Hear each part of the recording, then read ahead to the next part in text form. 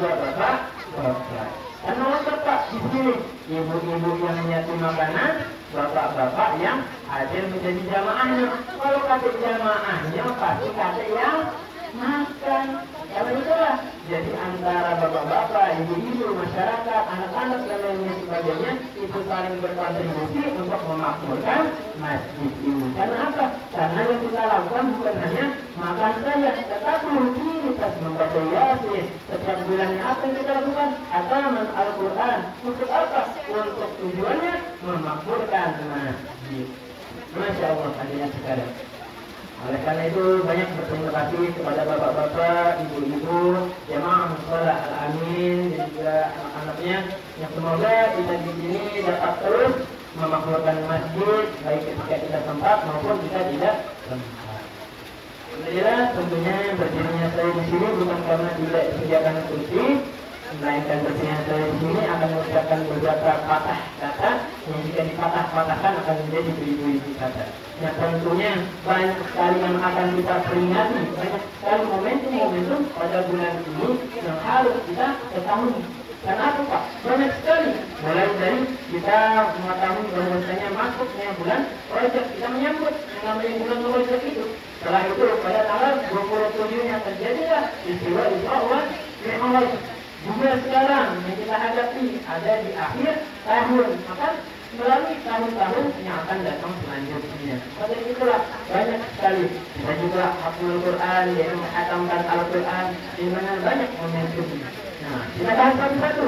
Yang pertama adalah bagaimana Rajab ini datang sebagai bulan yang mulia. Karena apa disebut bulan mulia? Karena Rajab adalah bulan yang termasuk bulan haram. Ini dikatakan oleh Allah Subhanahu wa taala dalam Quran surah At-Taubah ayat 36 yang berbunyi, A'udzu billahi minasyaitonir rajim.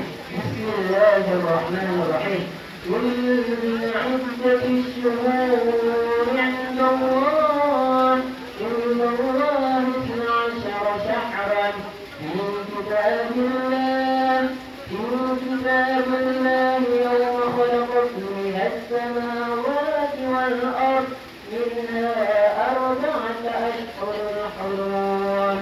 Yang artinya bahwasanya sesungguhnya Allah di dalam zatnya telah memilih bahwasanya ada 12 bulan Hijriah yang dimana telah ditetapkan ketika di Lauhul Mahfuz, ketika bumi dan juga langit diciptakan, yang dimana minha arba'atun ashhur haram, yang dimana di dalamnya ada 4 bulan haram. Nah, dari ayat tersebut kita mengetahui bahwasanya Allah memilih dari 12 bulan Hijriah itu ada 4 bulan haram.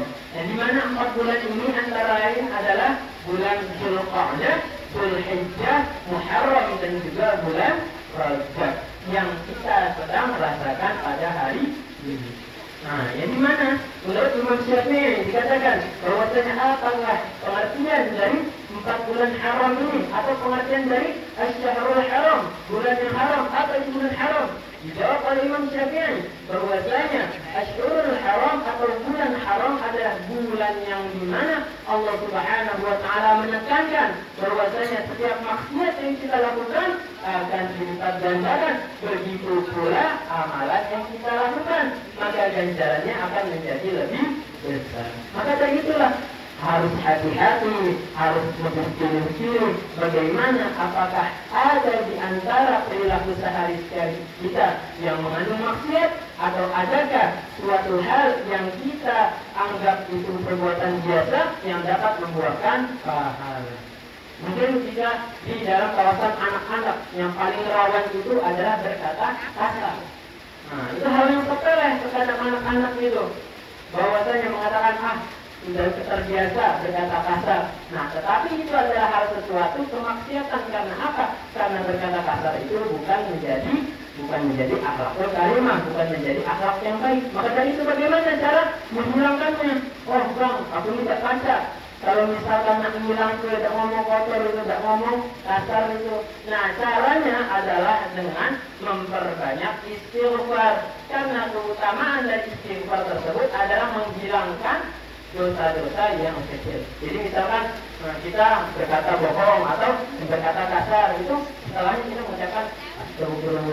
kita mengingat Allah Subhanahu wa Ta'ala. Karena tahu manusia itu adalah tempatnya salah dan juga lupa, maka dari itulah setelah memang kita tahu yang kita perbuat adalah salah, maka kita harus banyak-banyak beristighfar. Untuk apa? Menghilangkan dosa kecil dan juga kemungkinan ditambah ini bulan haram atau dikatakan bulan Rajab ini, maka amalan seperti istighfar pun akan dilipat gandakan oleh Allah Subhanahu wa Ta'ala. Kita tidak tahu apakah amalan pengampunannya oleh Allah Subhanahu wa Ta'ala akan menjadi besar sehingga bahkan dosa-dosa besar kita akan terlewat oleh istighfar tersebut.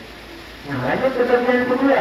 Kita dalam malam ini duduk di dalam musholah ini ingin bahwasanya memperingati hari Isra Mi'raj, peristiwa besar yang dimana Isra wal Mi'raj ini adalah salah satu peristiwa penjemputan ibadah yang paling khusus.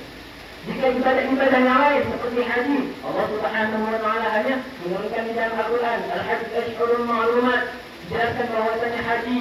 Allah memberitakan zakat, dijelaskan juga di dalam Al-Quran bahwasanya zakatlah, tetapi ketika perintah kita untuk sholat ini bukan hanya diperintahkan di dalam Al-Quran, tetapi langsung dijemput oleh Nabi Muhammad SAW.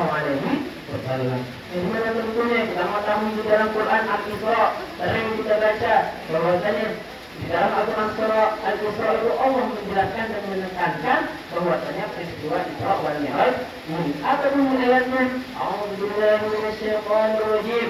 Bismillahirrahmanirrahim. Subhanalladzi asra bi'abdihi lailan minal masjidil haram ilal masjidil aqsa alladzi barakna.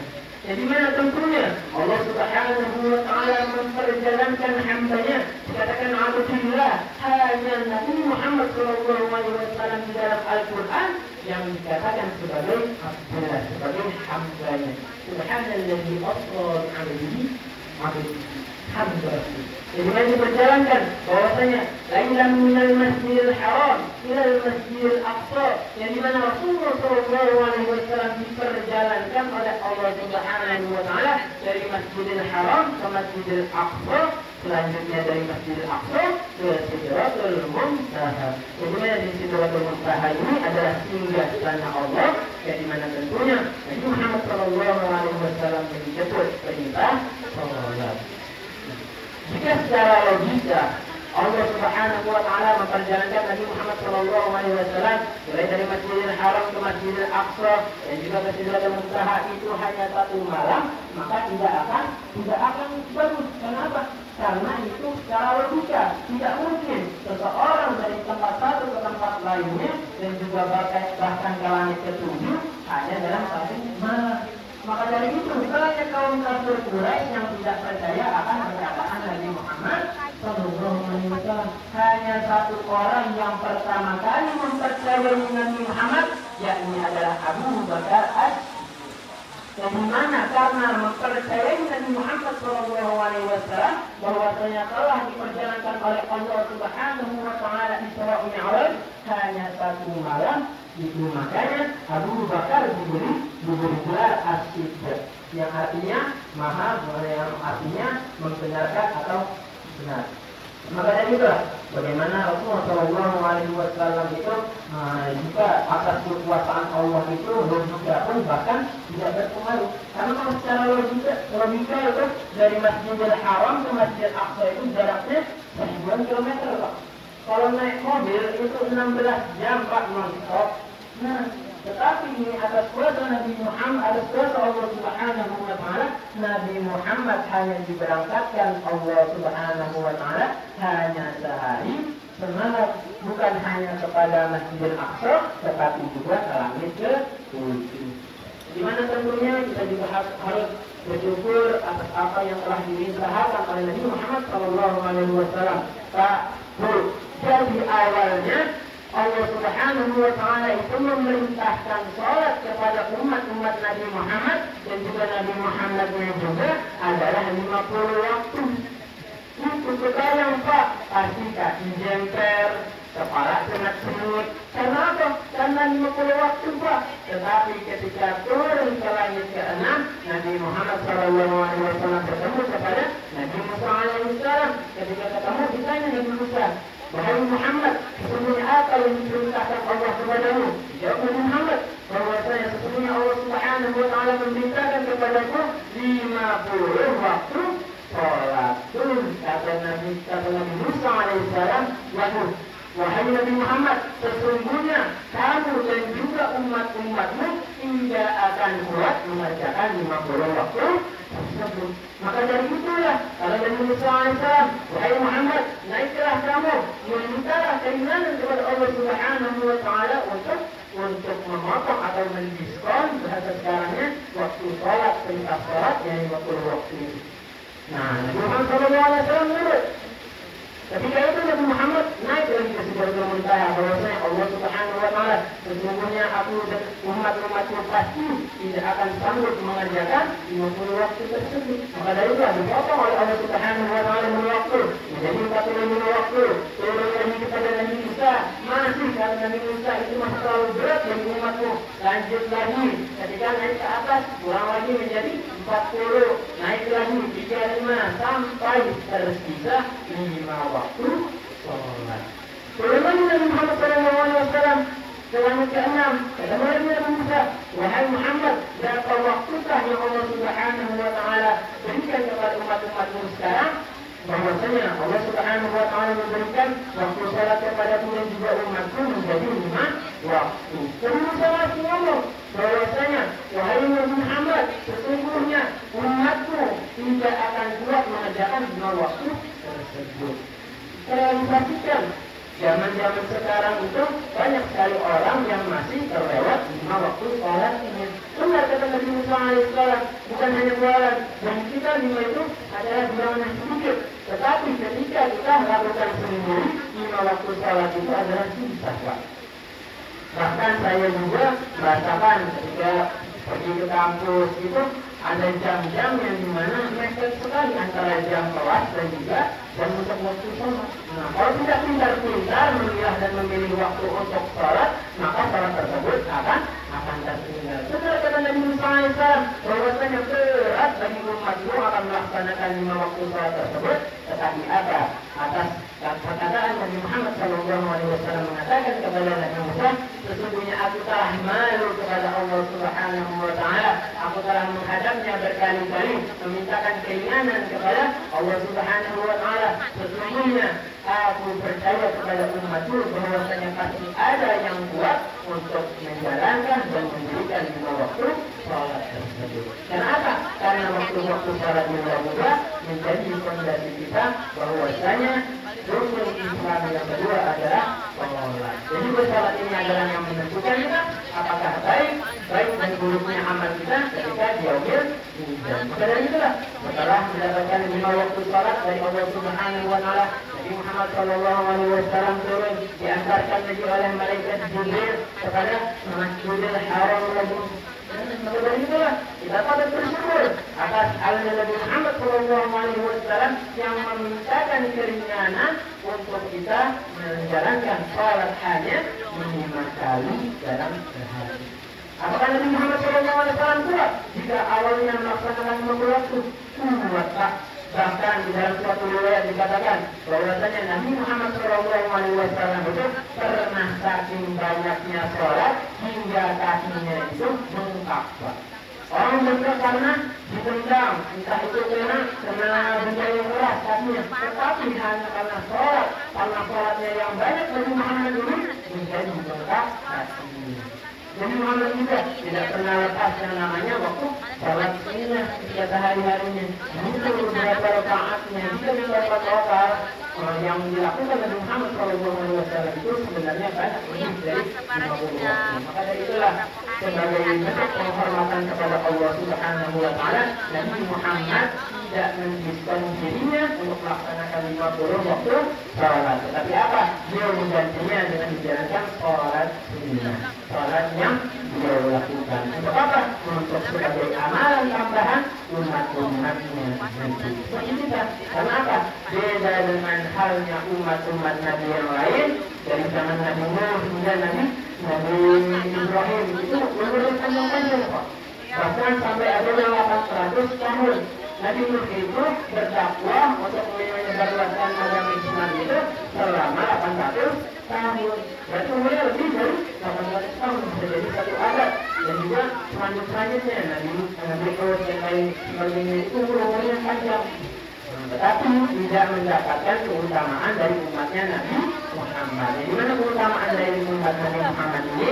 Satu kebaikan yang kita lakukan akan dilipat gandakan menjadi 10 kebaikan. Dan juga banyak sekali sunnah-sunnah yang diberikan oleh Allah, yang diberikan oleh Nabi Muhammad SAW untuk kita kerjakan dan juga untuk kita lakukan. Maka dari itu Pak, marilah kita patutnya bersyukur kepada Nabi Muhammad SAW sudah tergolong menjadi umat Nabi Muhammad SAW, yang juga patut bersyukur kepada Allah Subhanahu wa Ta'ala yang telah menciptakan Nabi Muhammad SAW menjadi Nabi terakhir yang dapat kita contoh, suri tauladan, dan juga menjadi kita contoh agar kehidupan kita menjadi baik. Sekarang kita mengetahui Pak bahwasanya apa itu keutamaan bulan Rajab tadi, kita mengetahui bahwasanya ini adalah bulan haram yang dimana kita harus memperbanyak ibadah kita dan mengurangi maksiat kita. Kemudian kita telah tahu pula bahwasanya Isra wal Mi'raj ini bagaimana Rasulullah SAW itu telah berusaha keras untuk membuat amalan sholat, ibadah sholat ini menjadi ibadah yang ringan, ibadah yang memberatkan. Itulah kita harus bersyukur kepada Nabi Muhammad SAW. Kita juga harus mencontoh apa yang dilakukan Nabi Muhammad SAW agar apa? Agar kehidupan kita ke depannya, baik ketika hidup kita dan juga mati kita itu tergolong menjadi umat-umatnya Nabi Muhammad SAW. Yang dimana tentunya atas kedua dari Nabi Muhammad SAW nantinya kita akan diberi syafaat ketika yaumul akhir kelak. Amin ya rabbal alamin. Amin wa hadirat. Mungkin cukup sekian dalam nasihat yang dapat saya sampaikan. Kurang lebihnya saya mohon maaf. Kepada Allah saya mohon ampun. Yang akhirul kalam, billahi taufiq wal hidayah, wa inayah, unzur ma qala wa la tanzur ma qala.